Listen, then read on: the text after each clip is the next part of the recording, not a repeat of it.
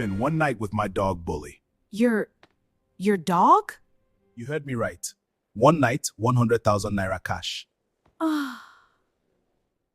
No, leave me alone. I can't do it.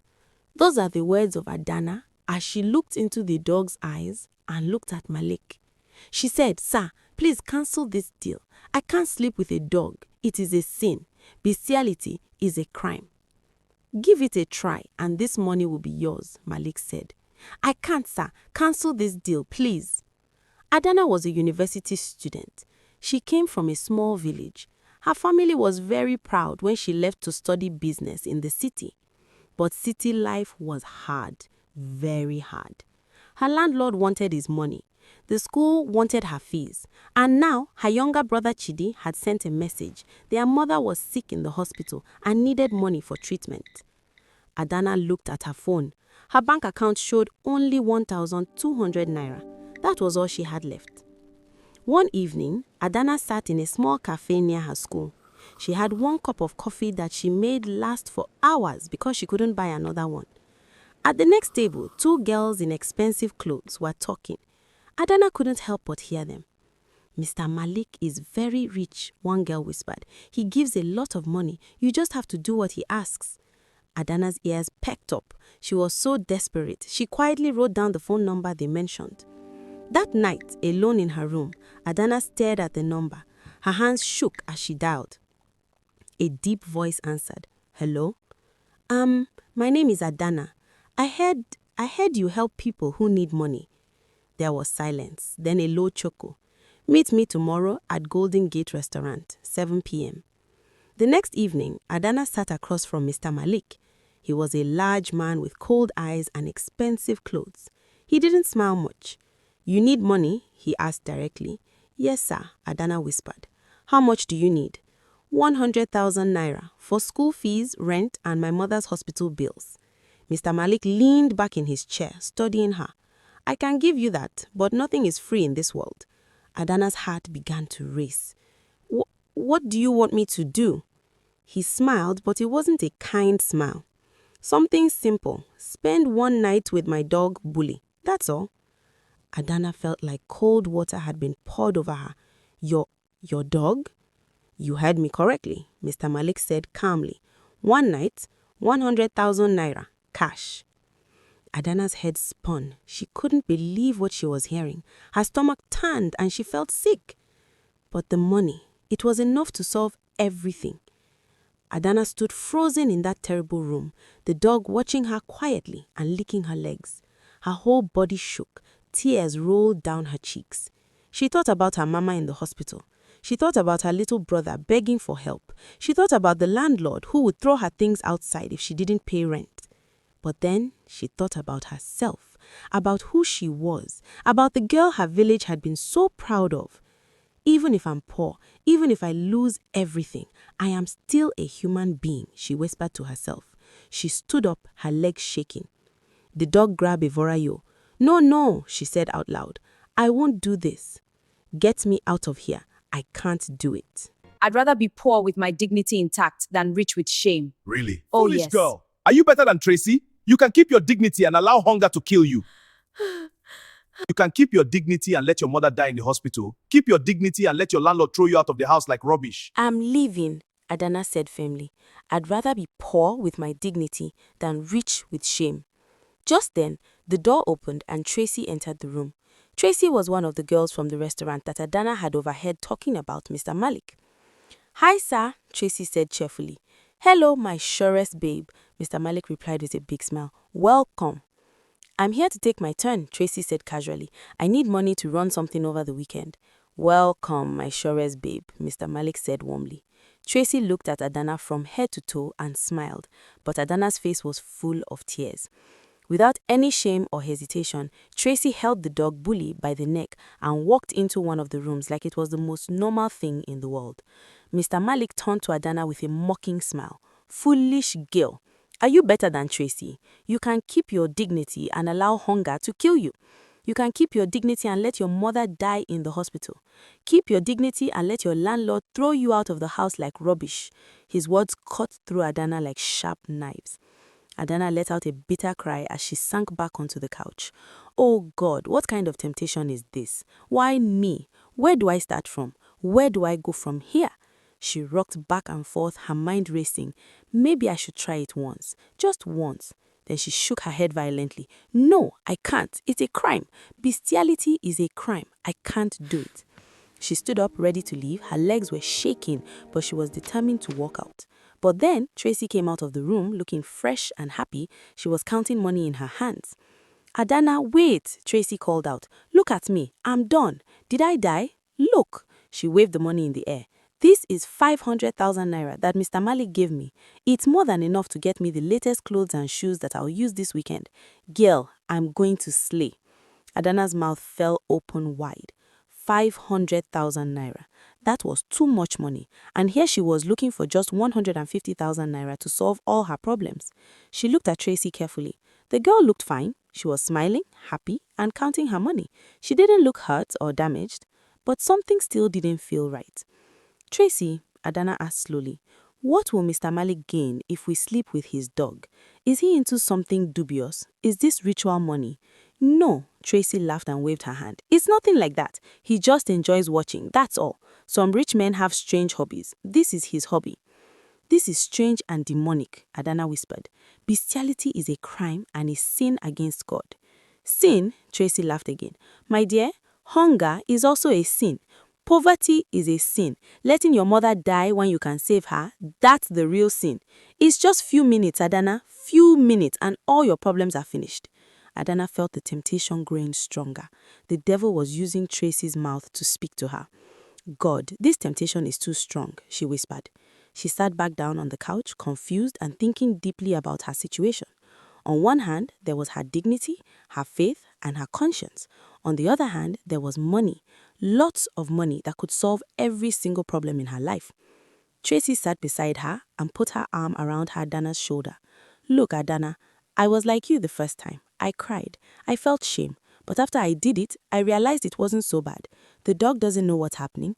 Mr. Malik just watches and pays. Nobody gets hurt, nobody knows, and you walk away with more money than you've ever seen in your life. Adana's head was spinning. Her heart was pounding. Tears continued to roll down her cheeks. Mr. Malik watched her from across the room, a knowing smile on his face. He had seen this before, the internal battle, the moment when desperation begins to defeat dignity. Take your time, Adana, but remember, your mother is in the hospital, your brother is waiting, your landlord is waiting. Time is not your friend. Adana buried her face in her hands. Will she do it? Bestiality is a crime. God, please forgive me. I promise I will never come here again. Stupid girl, I thought you value your self-worth and dignity. God, please forgive me for what I'm about to do, Adana said, her voice shaking. Just this once, and I promise I will never come back here again. Please, God, understand my situation. Mr. Malik smiled to himself. He whispered in a low voice, Stupid girl, I thought you valued your self-worth and dignity. They all say they'll come only once, but they always come back. He pulled the dog Bully by the neck toward one of the rooms. You have just 15 minutes, he said coldly. There are cameras everywhere, so don't try anything clever. Do what we agreed and you can leave with your money. He stepped out and closed the door behind her. She heard the lock click. The sound echoed in her ears like a prison door shutting. Adana stood frozen in the middle of the room. Bully looked at her curiously, his tail giving a small wag. Her legs gave way beneath her. She dropped to her knees and began to sob. Deep, painful sobs that shook her entire body. Tears poured down her face like a river. What am I doing? Who have I become? She cried out. This isn't me. This wasn't the girl my mother prayed over every morning. This wasn't the girl my village celebrated and sent off with songs and prayers. God, what am I doing? She whispered through her tears, rocking back and forth. What am I doing to myself? Bully stood up and walked over to her slowly. His movements were calm and gentle, as if he had been trained for this terrible thing many times before. He sat beside her, fully ready, and began to lick her arm, not aggressively, but gently, as if trying to comfort her. The moment his tongue touched her skin, a wave of disgust and revulsion swept through Adana's entire body. She jerked away violently, scrambling backward across the floor until her back hit the wall. But Bully just sat there patiently, watching her with those dark, intelligent eyes, waiting. Minutes passed slowly, each one feeling like an hour. Adana's tears eventually stopped, leaving her feeling hollow, empty, and utterly exhausted. She thought about the money, the 500,000 naira that Tracy had received and flashed around so proudly, money that could solve all her problems in one night. She looked at Bully sitting there. Then she looked at the locked door. There was no escape now. Her mind raced through everything that had brought her to this terrible moment. Every hungry night when she went to bed with an empty stomach, every humiliation when her landlord shouted at her in public, every desperate prayer that seemed to go unanswered. She thought about her mother's sacrifice, selling her best wrapper, her only good jewelry, just so Adana could have money to start school. She thought about the pride that had shone in her entire village's eyes when she left for university. They called her their star, their hope, their future.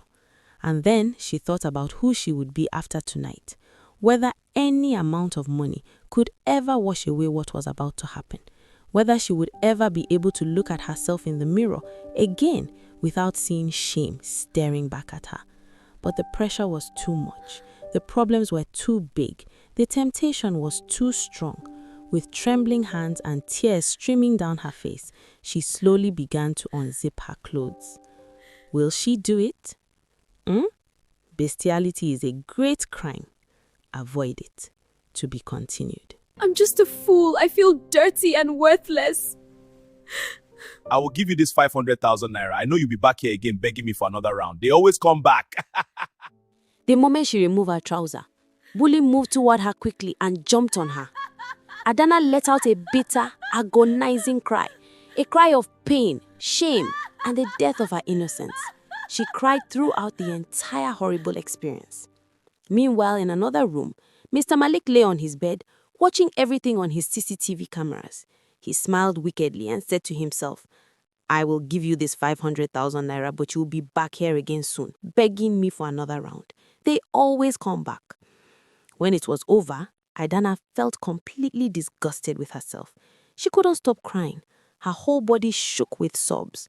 She felt dirty, used, and worthless, like she had thrown away everything good about herself. She grabbed her clothes, dressed quickly with shaking hands, and collected the money from Mr. Malik. Without saying a single word, she ran out of that house like someone running from a burning building. Adana didn't go home. She couldn't face her room or her life. Instead, she walked straight to St. Mary's Catholic Church. The church was quiet and empty. She walked down the aisle, her footsteps echoing in the silence. When she reached the altar, she collapsed on the floor and began to cry bitterly, loud, painful sobs that filled the entire church. God, have mercy on me, she cried out. I'm so dirty. I'm so ashamed. I did something abominable, something terrible because of pressure from my family and from school. God, can you ever forgive someone like me? She cried and cried non-stop, her voice echoing through the empty church. After some time, Father Chukwu, the parish priest, came out from the vestry because he heard the sound of someone crying as if their heart was broken. My child, what is wrong? He asked gently, approaching her with concern.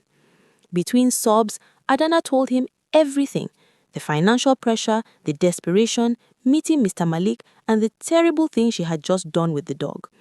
Father Chukwu listened without interrupting, his face showing both sadness and compassion. When she finished, Father Chukwu spoke to her gently but firmly. My daughter, what you did, bestiality, is indeed a great sin and a serious crime. Animals are pets, not lovers. They are creatures God created for us to care for, not to abuse in this way.